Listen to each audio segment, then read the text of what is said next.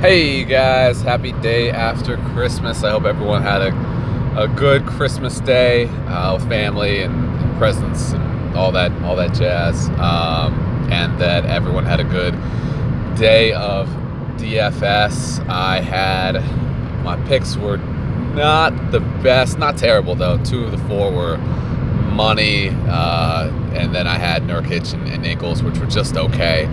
But if you did fill in with the other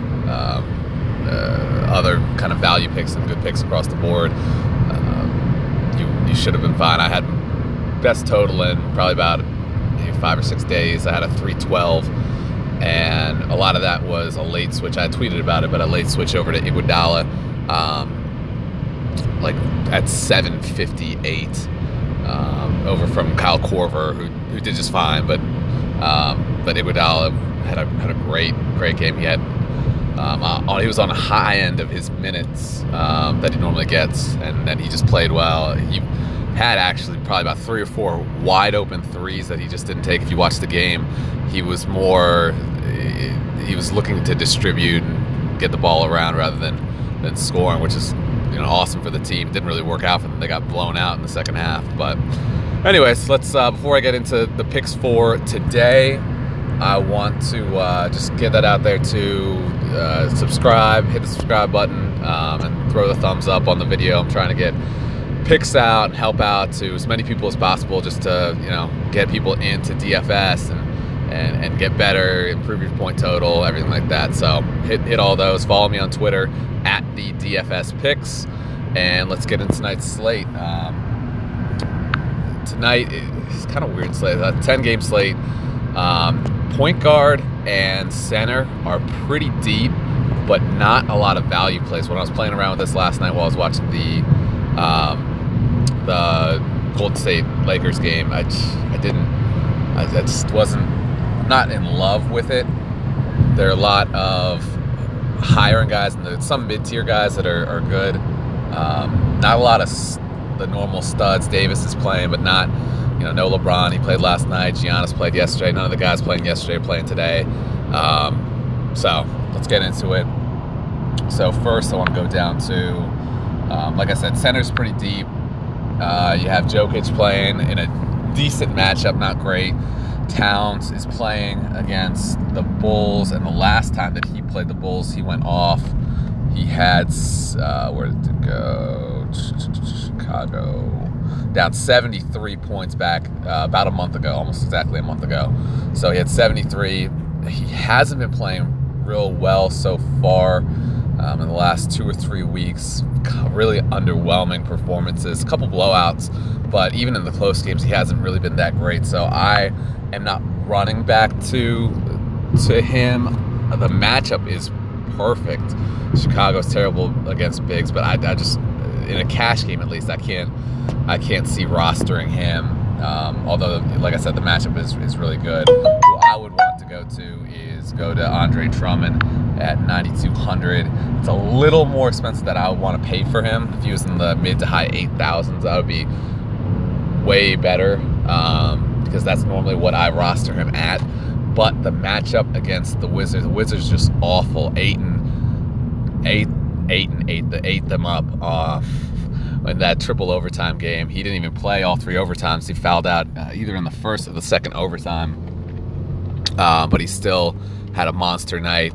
And Thomas Bryant and Jeff Green and Jan Mahin, they aren't true big men. So when you get an elite center like Drummond in there, I can't stay away from that, even with the depth that there is at the center position tonight. So I'm locking him in. Also at the center position, I'm going to go with Vucevic. Same thing with Phoenix and big men against them. If you watch the Washington-Phoenix game from before Christmas, Thomas Bryant was like 15 for 15 from the field.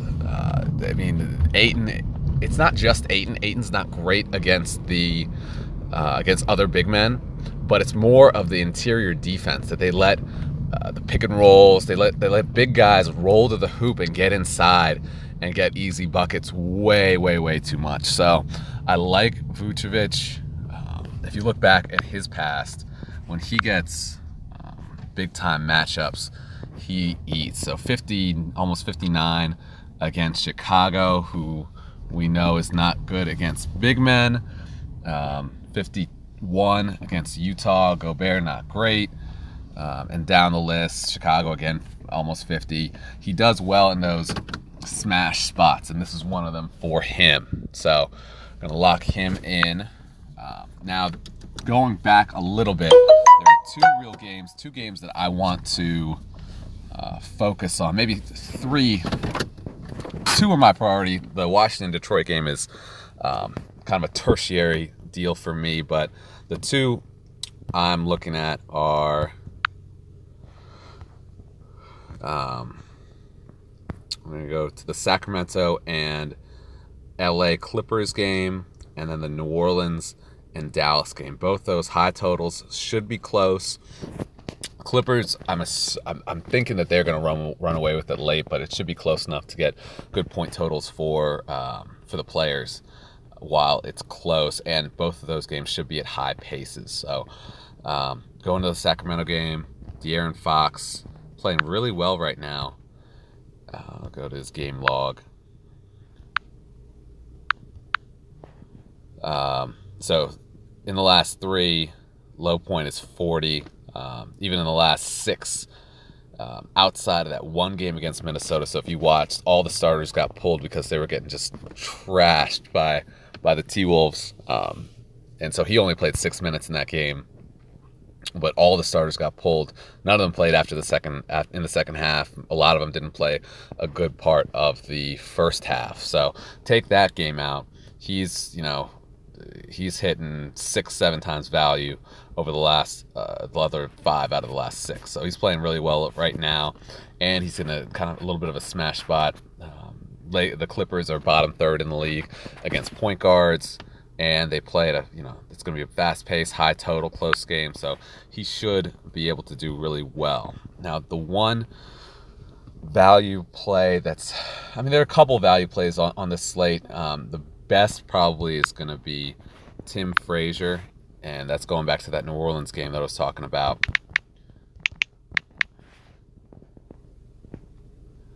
You add him in there. So he's at 4,400. I had him in the last game against Sacramento. Similar spot, and he put up 33 and a half in only 23 minutes. He should get some more time. His playing time is kind of a little bit all over the place, which worries me a little bit, but any of these guys on the lower end of the salary spectrum, they're going to be a little up and down. But you can kind of count on his role with Elfrid Payton out. His role in the offense is leading the team and ball in his hands for the majority of the game. You can count on that, and the point of that is to keep Drew Holiday at the 2, where he doesn't have to bring the ball up, and he can initiate more offense off the ball. So I am good with him and locking him in a cash game like that. So if you have those 4 guys, you only have 4,800 to play with. There are a few other value plays on there, not great, but good enough, and I'm assuming there should be some injury news coming out. There are a lot of Dennis Smith Jr. is questionable. I'm assuming he's going to be out, so Barea should be in play, Brunson should be in play. So there should be news coming out about that. So follow me on Twitter, and I will tweet that out later if there's any important news coming out to put into your lineups. And if there are any questions, comment in the comment section on here, or shoot me a message or tweet me on Twitter. And I hope you guys have a great day, and see you soon.